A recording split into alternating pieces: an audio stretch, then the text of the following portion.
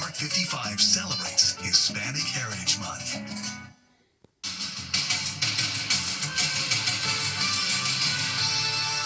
Late night shell shock.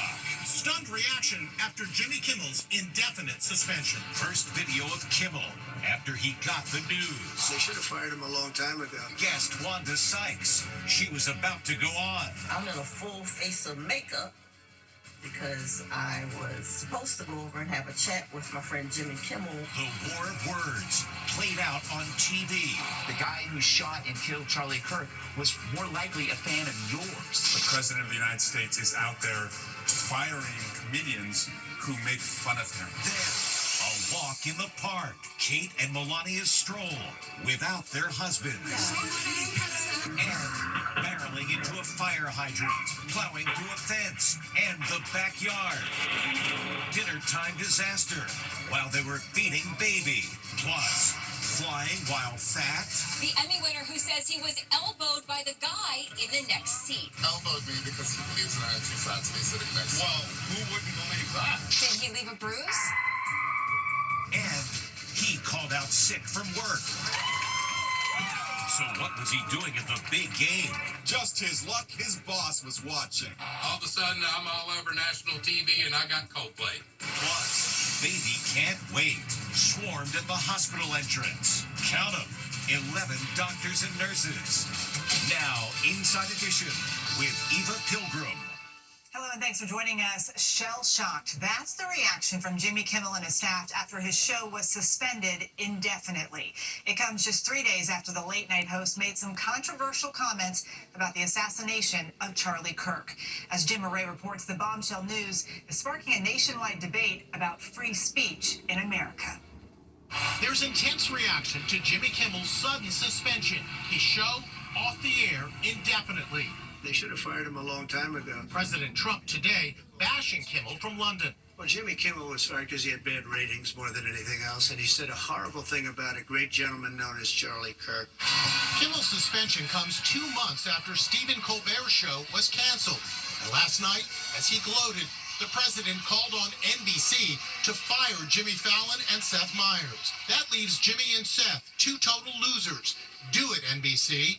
It's eerily quiet outside Jimmy Kimmel's studio here in Hollywood today. The banners are still up, but no sign of any production staff or any crowds. When ABC pulled the plug last night, it came as a huge surprise to everyone. Tonight we've got Wanda Sykes, Jay Shetty, and Chef Christian Petroni. That was Kimmel earlier in the day, promoting his Wednesday night show. Then around 7 p.m. came word that the show would not go on. Kimmel, in a plaid shirt, and his wife, who also works on the show, were seen leaving the studio. And that's his sidekick, Guillermo, getting in his car. The crew, looking shell-shocked, loaded equipment into trucks. It's time for Celebrity Family Feud! This is what the TV audience saw instead of Kimmel, a game show. I was supposed to go over and have a chat with my friend Jimmy Kimmel. Comedian Wanda Sykes went on social media in full makeup and camera ready and blamed the president. He didn't end the Ukraine war or solve Gaza within his first week, but he did end freedom of speech. Love you, Jimmy. So what did Kimmel say that led to his suspension? We hit some new lows over the weekend with the MAGA gang desperately trying to characterize this kid who murdered Charlie Kirk as anything other than one of them and doing everything they can to score political points from it. The comment sparked outcry in MAGA world. I hate to tell you, buddy, but the guy who shot and killed Charlie Kirk was more likely a fan of yours. On Wednesday, the chairman of the FCC, Trump appointee Brendan Carr, urged local ABC affiliates to push back against Kimmel. It's time for them to step up and say, this garbage isn't something that we think serves the needs of our local communities. Shortly after that interview, two huge broadcasting companies, Nexstar and Sinclair, announced they were shelving Jimmy Kimmel Live on their ABC stations. Sinclair said they will not lift the suspension until Kimmel issues a direct apology to the Kirk family and makes a meaningful personal donation to the Kirks and Turning Point USA. Democrats are crying foul. This is what dictators do. This is what she would do. This is what Putin would do.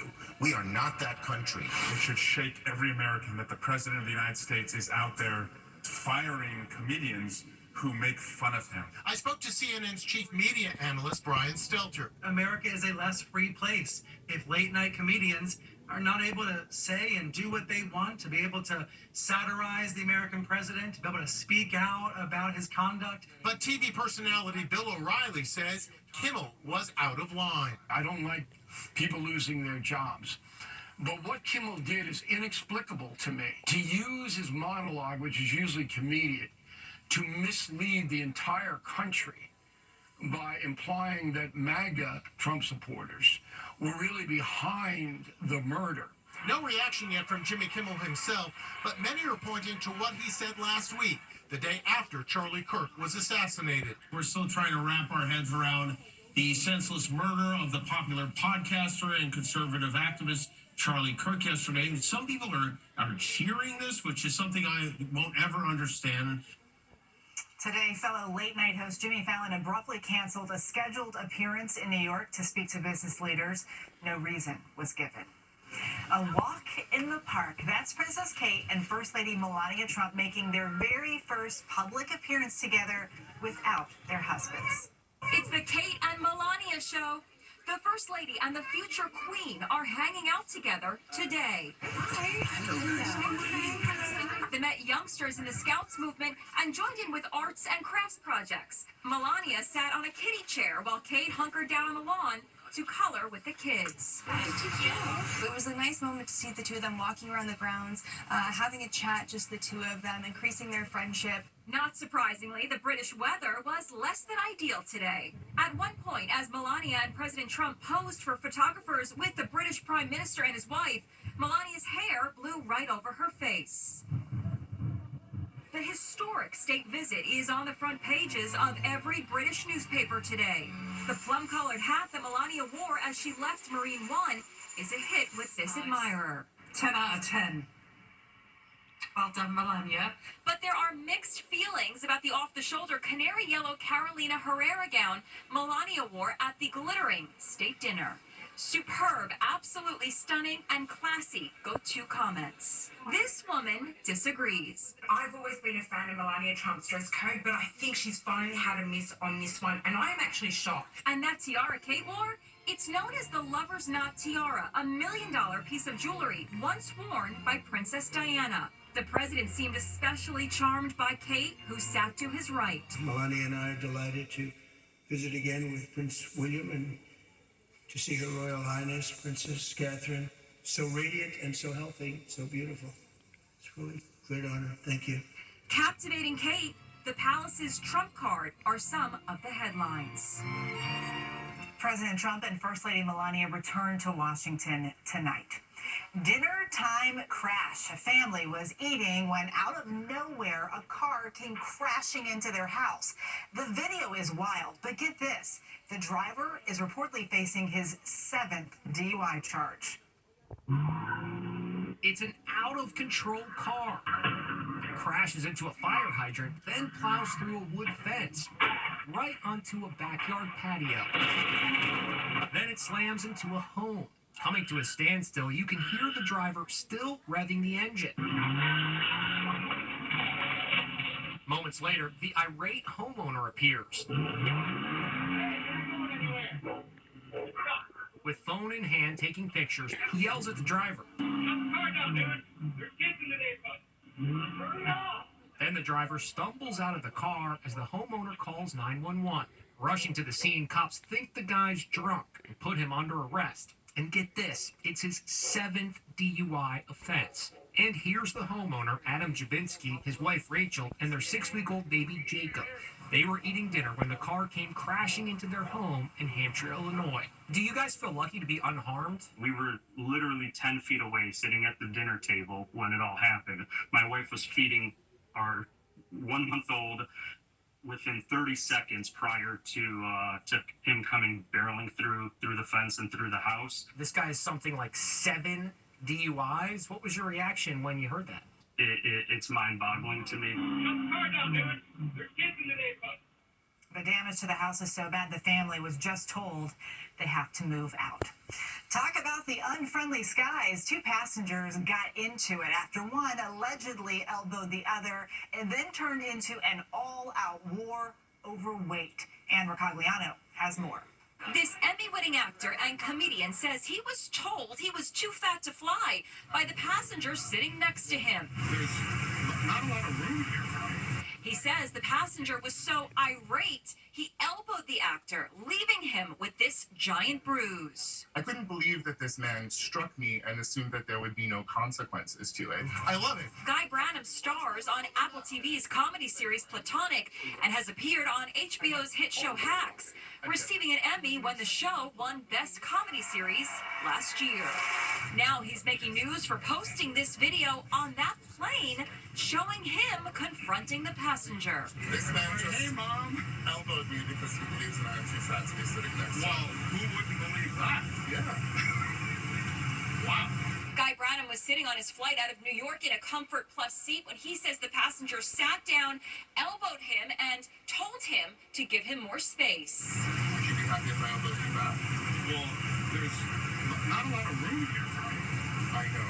I paid for this seat too. I paid for the seat as well. Why did you choose to record him? I chose to record him because a violent incident had occurred and I wanted there to be a record of it. People feeling entitled to be cruel to us and physically violent just because we are existing as fat people in public space. I'm not even on the armrest. I'm not on the armrest either. Okay, I'm sorry.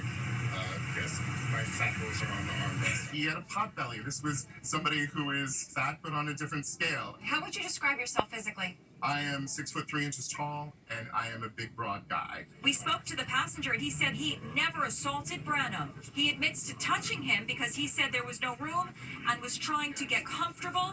He also called Branum ginormous, and after asking the flight attendant, he was moved to another seat. I paid for this seat too. I paid for the seat as well. Delta says they appreciate the crew for de-escalating the situation and will reach out to the comedian directly. No delivery room, no problem. When a mom-to-be couldn't make it into the hospital fast enough, the staff, and we mean a lot of staff, came to her in the parking lot. A car is speeding up to the hospital with a special delivery on board. A woman's having contractions. It's a race against time. Dad gets out thinking he's going to help his pregnant wife, but it's too late. The baby's head has already made her appearance. Seconds later, a hospital volunteer makes her way out to the car. And what are the chances? The president of Methodist Dallas Medical Center, John Phillips, was right there. I noticed a lot was going on and thought, wow, I think I've just walked up on something that requires my full attention. As he got closer, he found a big surprise awaiting him. I walked up to the car and looked in the window, and there was an amazing mom with a baby, her baby, laying on her. Just so happened, all these doctors and nurses were at a meeting near the front entrance, so they all poured out to help. Count them. 1, 2, 3, 4, 5. Altogether, 11 medical personnel. You can see the hospital president put his hand on Dad's shoulder, congratulating him on a job well done. Dad was great. He was solid as a rock. A hospital gurney is rolled out. After nurses and doctors tend to Mom, she's gingerly taken out of the car, and after they get her wrapped up, that very special moment, a nurse hands her the baby, her third child. And here's the little angel a couple days later, a real cutie pie. Mom Angelica and Dad Luis couldn't be happier. It's been very special. It's probably once in a lifetime moment. Great job, everyone. And baby Camilla's going to have quite the story to tell when she's older. Next, he called out sick from work. So what was he doing in the big game? Just his luck, his boss was watching. All of a sudden, I'm all over national TV and I got Coldplay. Then they're back. The young ladies who boarded the wrong plane. I don't know. Wait till you hear where they are today. We are making a collab. Inside Edition with Eva Pilgrim will be right back. Canoodling with his head of HR at a Coldplay concert, while a stadium cam just caught someone else. What a nail biter! 100,000 fans were on the edge of their seats, but the camera kept focusing on this guy again and again. And who can blame them? He's living and dying on each play, every pass, every run. I feel like he's coaching. Jeff Como is a huge fan of the University of Tennessee. They were playing the Georgia Bulldogs. The camera cut back to Jeff at least 8 times. I just hope my man makes it through the end of this game. But he had no idea he was the subject of so much curiosity. I was close to 300 text messages. Uh-oh, one of those messages was from work. You see, Jeff Como is in sales in the travel business, but he had called out sick.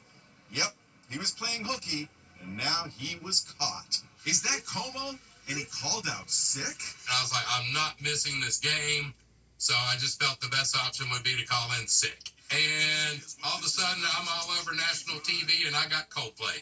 Getting cold-played is a reference to those philandering executives who were caught cheating on the Jumbotron at a Coldplay concert. What did the office say to you? A couple of them were like, I knew you weren't sick. I knew you were going to the game. That look right there sums it up. Coming up, they accidentally flew to the wrong country. Wait till you hear where they are now. Planned a trip to France, but flew to Africa by mistake. Allison Hall tells us where they are now. We are making a comeback. They sure are. This time in Tunisia. We just arrived in Tunis on purpose.